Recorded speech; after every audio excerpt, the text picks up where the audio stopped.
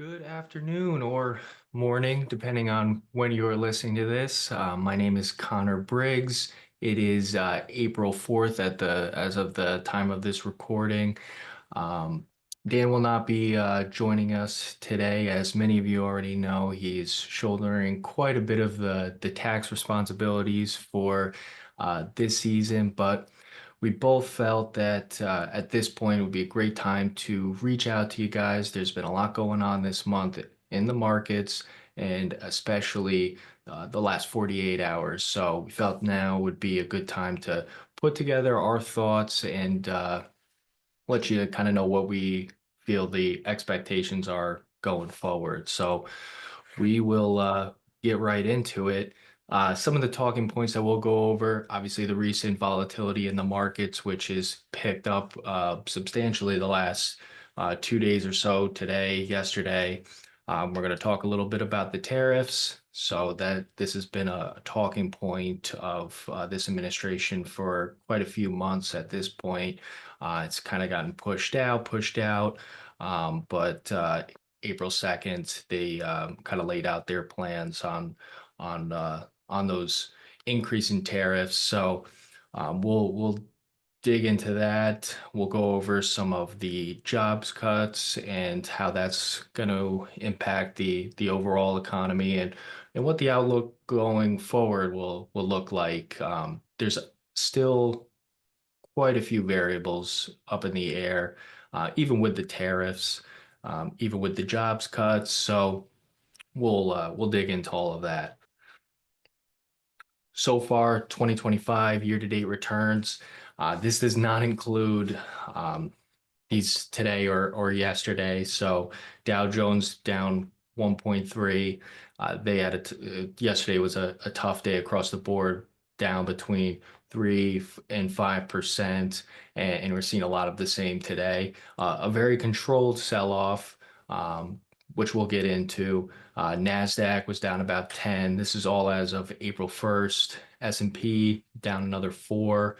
But the Bloomberg index, this is your bond index, that's up about 3.5%.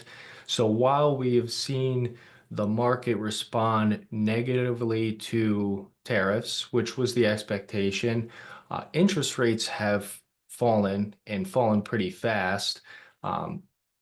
Because the expectation is they're going to need to cut rates because there's going to be a slowdown in economic growth. So interest rates will move on their own. So bond prices go up when rates go down. So that's why you're seeing the Bloomberg Ag up about 3.5%. So those more conservative portfolios are not getting impacted as much as ones that would contain mostly stock. So the VIX, which we've kind of touched on a bit in past webinars, the VIX is now approaching 40, which is pretty high. I mean, you've seen moments 2020 where the market was down 12% in one day, where it's exceeded 60 on the VIX. So normal volatility is between that 15 and 20 range. So for the most part, these last 2 years, we really haven't seen a whole lot of volatility up until this point. 2023, 2024, very low volatility. But now with all the talk about tariffs, increased worries of a recession has caused volatility to increase substantially. However, I said this before, it's been a very controlled sell-off. We're down 4%, 4%. We're not seeing a huge panic like we did in 2020, um, where the market was down 12% in one day. Um, and the same thing with like the 2008 financial crisis, we saw a lot of that as well. So while the VIX has been increasing these last couple of days, it still has remained as a fairly stable sell-off to this point. All right, next we'll talk a little bit about the tariffs. Um, these are some of the countries that are going to be impacted the most. These are the countries with the highest trade surpluses with the United States, China, which um, I think all in total would be about 54% tariff on China, which is pretty substantial. They're probably going to fire back with something as well. Europe would be another one, Mexico, Canada. Um, so those countries with the largest surpluses, they're the ones that are getting hit with the highest tariffs, and they're the ones that are going to be mostly negatively impacted by these tariffs. So look, a lot can kind of change. These increased tariffs aren't really supposed to go into effect until April 9th. April 5th, we'll see the baseline 10%. So by the time that you're listening to this recording, they probably will already be in effect, but there's still plenty of time to negotiate something. I think that was kind of the expectation going into this, that this would be used mostly as a negotiation tactic. So I would be surprised to see it at the level that is being presented, but um, a lot can kind of change in the next 7 days or so.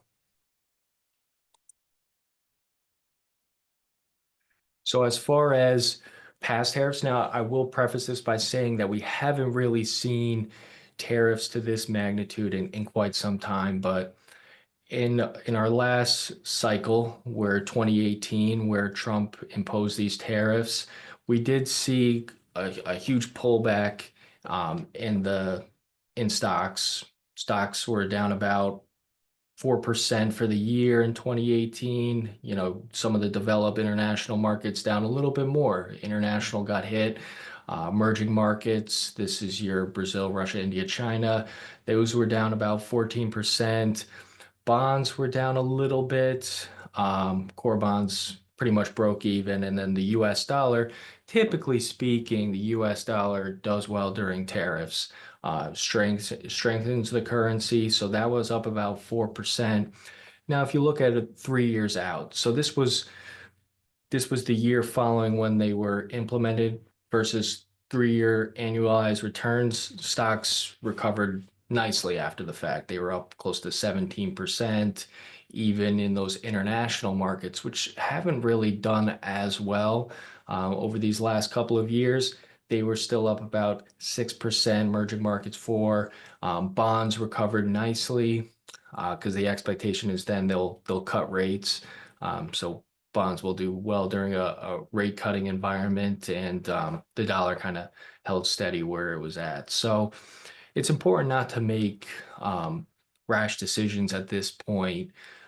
We expected to see some volatility. I don't think the market necessarily predicted that the tariffs would be as high as they are being presented.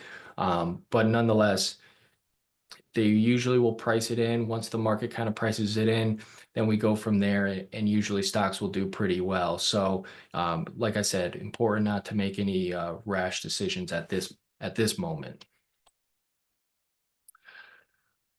Gold in these type of environments, they love tariffs. They love the havoc, and that's really why we've purchased gold in the past. Why we have it in the portfolio right now is because it simply loves the uncertainty of it. Back in 2020, we purchased gold because there was a lot of uncertainty around the economy, around the coronavirus. Um, but it can move fairly quickly once there are resolutions or if there's a little bit more certainty. But in every single push for tariffs in the past, gold has done really well during that environment. Now, gold usually does well when the US dollar weakens. If the US dollar starts to strengthen during this period, gold could see a little bit of a pullback, but at this time with all the uncertainty in the stock market, gold is a nice place to be. That's why we bought it when we did. It's up probably close to 18% year to date. So that's after being up close to 30 last year. So um, gold is a good kind of hedge during this kind of environment that we're in. Job cuts. So January, February was one of the larger job cuts that we've had in recent years. Out of the 220,000, I believe about 60,000 was governmental jobs, which this was kind of the expectation with this administration. They're going to look to cut costs any way they can. They're going to look to cut certain departments. How much they can actually get away with remains to be seen, but that is where we're seeing the biggest increase of these job cuts are coming from those governmental jobs. Um, Still a lot of uncertainty on to what extent they're willing to go with this. There's speculation on how long Elon Musk is going to be involved in the government. So we'll kind of see how that plays out. But I'd expect with the job cuts that you'll start to see unemployment tick up. It already did this month, up, or previous month, the number came out, it was about 4.2%. So it's still hovering around 4, which we'll get into, but um, I would imagine if this trend continues that you'll start to see unemployment start to tick up. All right, so what is the outlook going forward? Like I mentioned before, unemployment's still kind of hovering around 4%. This is something that the Fed monitors. So right now, where interest rates are, if they start to see that unemployment's ticking up, the expectation is the recession risk is also ticking up. They're going to cut rates and they're going to cut rates fast. So it'd be great for, like we mentioned before, the bonds, but stocks could see some volatility during something like that. But as of right now, 4.2%, not terrible. That starts to get up closer to 5%.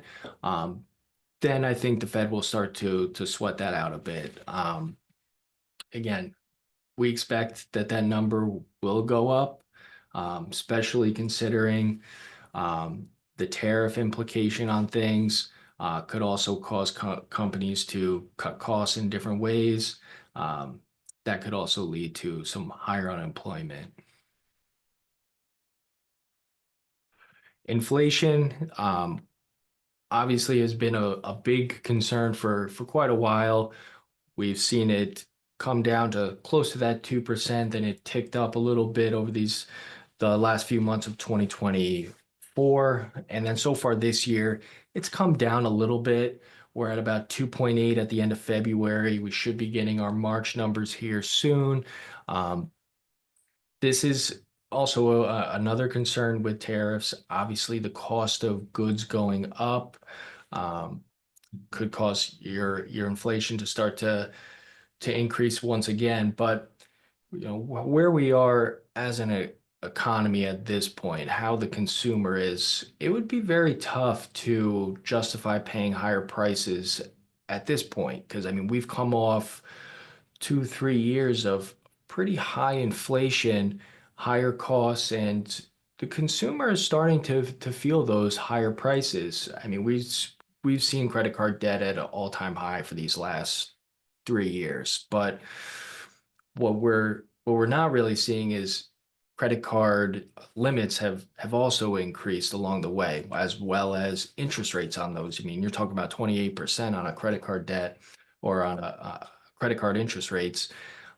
But people's balances have continued to rise. So eventually you get tapped out on that. I mean, you cannot afford to keep balances on a 28% interest rate. It's almost impossible to catch up to that. So they're going to need rates to come down, and that's going to be the focus, cutting rates to make it more manageable for the consumer, also for the government at this point. Um, they want to see rates lower because they don't want to pay out over 4% interest on their debt. So they'd like to refinance that as well. So we'll talk about that. But I would foresee that if they are implemented to the what has been presented to us on April 2nd, there's a good chance that we could start to see inflation tick up. Whether the consumer can withstand that will remain to be seen. So overall, the macro impact by these tariffs, what we can kind of expect going forward. Now, a lot of these are talking about 2 percentage points, 5 percentage points, 10 percentage points, 15 percentage points. Some of them are going to be a lot higher than that. Um, it's not a flat percentage across the board, although 10 percentage points is what the base rate is looking like right now. And that then we can kind of expect inflation will rise. If we look at a 10 percentage point bump in these tariffs, inflation going up about 1%, this is historical average, could impact our economic growth as well. They have already revised our um, growth outlook down a little bit. Now they're saying that it could potentially look at a recession, which would be 2 quarters of negative growth. Very well possible. Unemployment to tick up as well. Like I said, companies are going to cut costs. Could be jobs that they're looking at. So a 1 percentage point bump in unemployment, that would get us close to that 5% number. And then monetary policy. What is the Fed going to do? Um, I think we can expect that they're going to cut interest rates. And this is another way of looking at it. There's a lot of different layers to these tariffs. It's very well possible that Trump wants to see rates lower. Obviously, he can't control interest rates. That's done by the bank, but he wants to refinance the debt at a lower interest. Right now, it's high. We're paying over $1 trillion a year just to maintain the debt, just paying interest on it. So that's without spending another dollar, which you know that they're going to do that. So they would like to see the rates get lower too, so they can refinance the debt. Like I said, there's a lot of different avenues that they can go with this.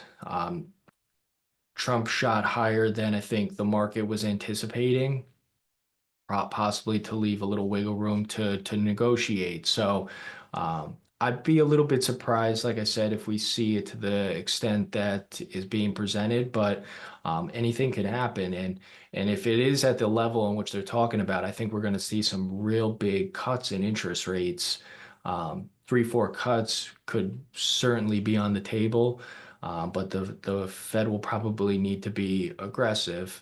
Um, Going forward. So a lot of things that are still up in the air. It would not shock me whatsoever if um, there is a deal kind of put in place and they end up lowering the tariffs and then you don't want to miss out on a day like that in the stock market where it could rip 5, 6%. So that's the important thing is making sure that we stay invested, stick to the plan, because you don't want to get out at a point like this. Yes, seeing days where the market is down 4, 5%, those are tough days to stomach. But if you get out at a point like that, generally those best days are following those worst days.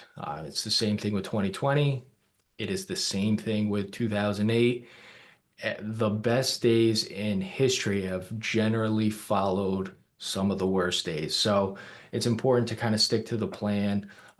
We've put money in place where we're a little bit more protected in certain areas. Obviously, I've talked about gold. Gold was a huge purchase, represents for the most part about 10% of the portfolio.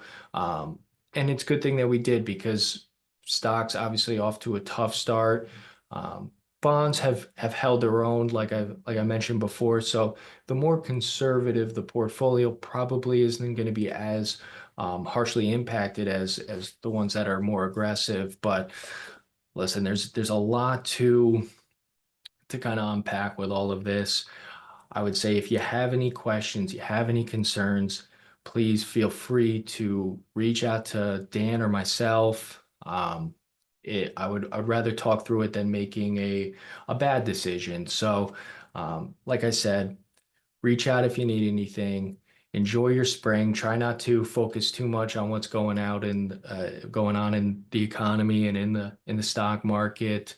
Enjoy the warmer weather that we're about to have. So, like I said, anything you need, please reach out to us. But we should get some more answers to these questions as time goes on, but we should be in good shape nonetheless. So please let us know if you need anything, and have a happy spring if I don't hear from you.